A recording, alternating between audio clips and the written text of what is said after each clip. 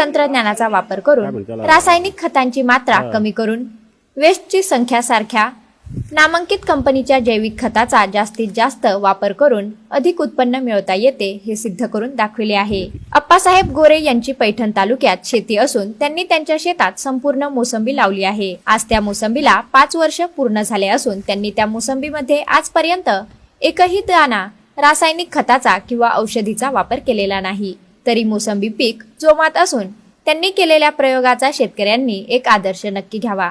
देशाचे पंतप्रधान नरेंद्र मोदी हे देखील आपल्या भाषणात शेतकऱ्यांना जैविक खत आणि औषधी वापरण्याबद्दल अनेकदा आवाहन करत असल्याचेही त्यांनी यावेळी सांगितले।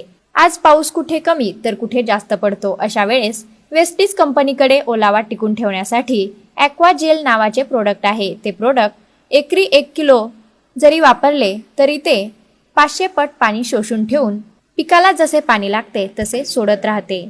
जर जमिनीत पाणी जास्त झाले तर पीक सडू शकतात। अशा वेळेस जर जमिनीत टाकले तर सर्व पाणी शोषून घेऊन पिकाला जीवनदान देते।